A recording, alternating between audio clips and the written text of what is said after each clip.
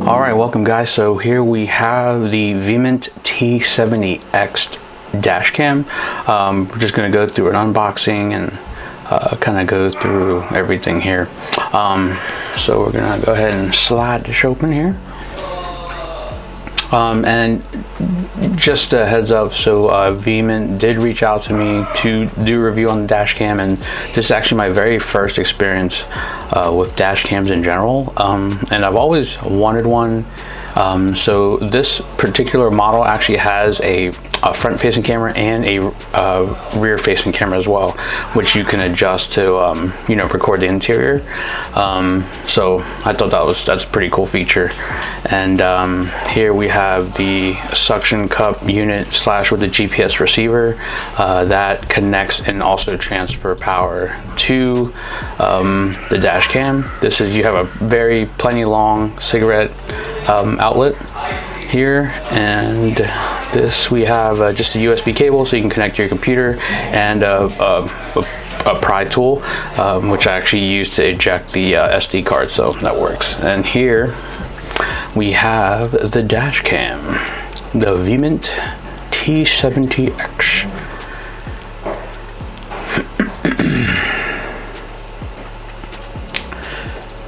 And here we are. So as you can see, it's actually a pretty lightweight device. So, you know, usually when things are pretty light, I do question quality, but like I said, because, you know, usually good products will have like a good weight, but this is actually pretty lightweight, so I am curious to see how it performs.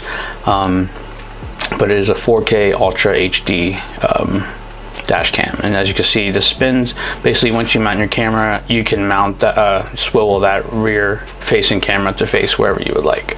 All right, and here is the suction cup slash GPS module. When these connect, this will allow you to enable to have the GPS signal. So this will just snap right in.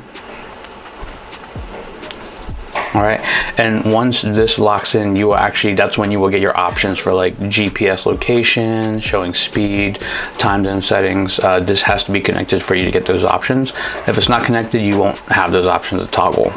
And then also that little GPS receiver, this portion acts like a lock and unlock for the suction cup. So when you push it up, it will lock the suction cup in place to the windshield. And there's your USB. So you have two USB inputs, one through the receiver, which transfers a signal through the suction cup, and then you have one directly on the dash cam itself. So you can plug the, you know, depending where you want it. And it only swivels back and forth. But here is the cigarette lighter. It's pretty they give you a good amount. So look at the instructions. The first thing you want to do is actually go ahead and get an SD card. And you want to put it in. So I just plugged it into a USB power source. Here are the buttons below. You have your power, OK, left, menu, and then right buttons. And the first thing you want to do, I hooked up to a power source, make sure it's powered on. As soon as it powers on, it starts recording, but I stop. So I have a 64 gigabyte SD card, or you know, mini SD. So I'm going to put it in here, and I'm going to go ahead. First thing you want to do is go ahead and format the card. And once you see here, we're going to format it.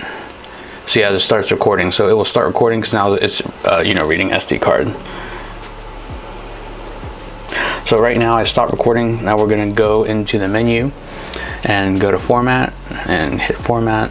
Now this would just clear the card and get it ready for its fresh use. All right, and these are just the different options that you can go through. The resolution, I keep it at UHD P30, and if you do this, this is the maximum resolution you're going to get. And it doesn't enable the rear facing camera. So I personally don't need to use a rear facing camera, but if you want to, that's an option. But I'd rather just have all of my resolution focused to the front of the vehicle. So we have your G sensor. So I actually turn that off, and the IR LED just adjusts the depending on the darkness outside. So it'll make it black and white if it's not enough light, and then it'll use regular color if it's enough light. Motion detection, I had that off. Audio, I had that on. And then date timestamp, obviously I have that on. So that's pretty much it. And then next over, you got the date and time. So you can set how you want the date to display. So you got your date, time, and obviously I'm East Coast, so the GMT, I had to use like a calculator online, but for East Coast it would be minus 4 hour difference. So that's what you would set if you're on East Coast. Backlight, I have this set to 1 minute. Basically, once you fire up the dash cam, it will come up for about 1 minute and then go off, and then continue recording. And you'll see the blue flashing light to let you know that it's continuously recording. I left it on 60 hertz. And that's just the version there. Okay, so now you can see I have a GPS switch button now, and the speed, it's because now I connected the GPS receiver up top. So now you can set your time zone and all that now because I connected the GPS module to the dash cam. Right, so this is how currently I have this dash cam wired. Got it on the passenger side, coming up, tucks under here, and goes all the way down here, and then to the side underneath, and then you can see under the glove box into there, and then plug into the cigarette lighter. So pretty sick, pretty simple. I like it.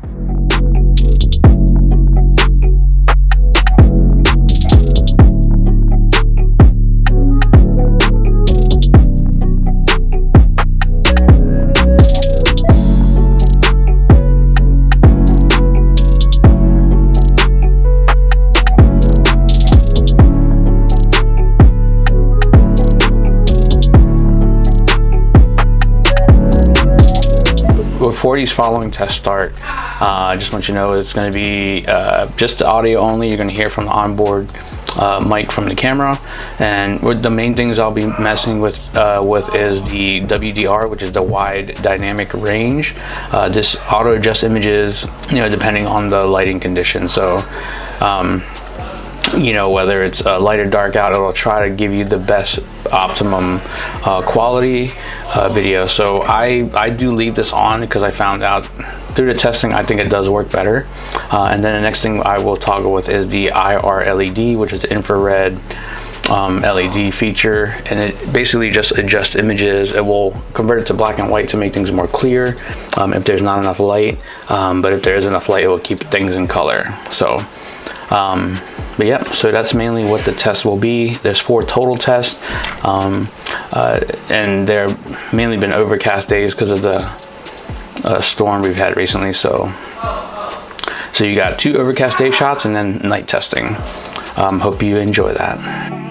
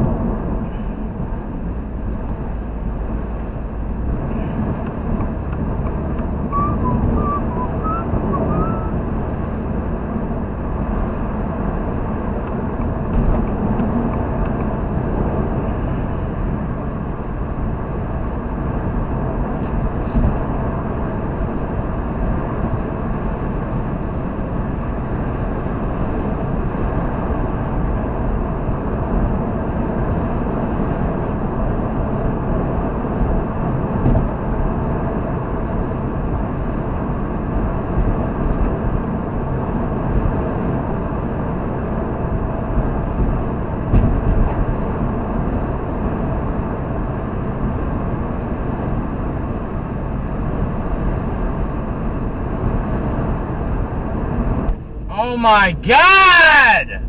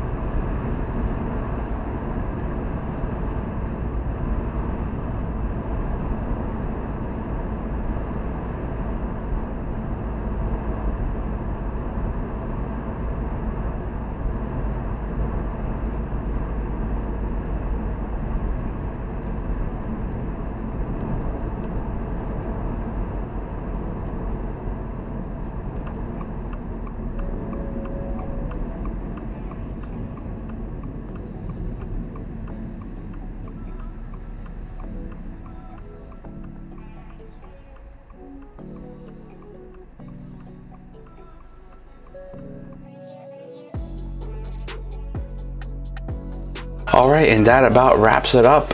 So overall, this has been pretty impressive dash cam. I will be running this now, like pretty much every day. As far as like maintenance and how to use in post-production, it's very simple. You can either just unsuction cup your full dash cam and take it out and plug it into your computer, or you can actually use the supplied you know, tool that they give you, and I use that to push out the SD card. So this way I don't have to dismount the camera or anything. I just pull out the SD card and then bring it inside and you know, load it up into the computer and then upload the files through there. And that's pretty much it. So it's very simple to use. It just records in 5-minute loops, and also the GPS, the G sensor. Why I turn that off is because it locks certain videos in, so you can't rename it based off if the camera detects like there's some sort of collision, it won't let you you know, like edit the video. It goes into a different folder called the EMR folder. So I just turn it off completely, so I don't have to worry about, you know, one video set of files going in one section and the other videos going in the other section. So the Novatech folder is where everything will go into. And after that, it's very simple. The few improvement areas that I would like to see is the swivel portion. It doesn't exactly like lock in place, so it can kind of move freely. So if you just kind of lightly tap it, it will readjust left or right. But as far as suction cup strength, I mean, it is very solid. And when you lock it, you know, in the forward or back position, tighten the little bolt, it will, you know, it will hold pretty well. And then as far as the quality goes, I mean, if you look at the display, you know, display resolution, it is a 4K resolution. So that is a plus. But I will say with this dash cam, you're not going to really see anything as far as like reading text or like license plate frame. So you'd have to literally be within one car length to actually get a good reading of anything. So it has to be pretty much like right in front of the camera, which is probably where you want it to be, because if something happens, it's going to be probably right in front of you. But yeah, and then the part that worries me, like I said, if there was some sort of collision, it could knock your camera, and having the side swivel, it could possibly just come out of angle. But other than that, overall, you know, for about $100, you get a lot for your money. So I will be using this in the long term. If I have any further updates, I will make another video, but this is just kind of like my first hands-on initial impression and review so far, and so far I'm very happy with it. So I'm going to be using it, and from my specific car, which is a GR86, the install, you know, was pretty simple. I have a cigarette lighter outlet behind the glove box, so that's where it's getting the power source, and it was easier to tuck the wires in away. So but yeah, that's it. So hope you guys enjoyed this review, and you know, if you like it, you know, definitely give her a thumbs up, and check it out, the link below, and pick yourself one up. Like I said, what I like about it overall is it's just very simple to use, plug and play, and you're ready to go. So yep, so hope you guys enjoy, and we'll see you in the next video. Take care.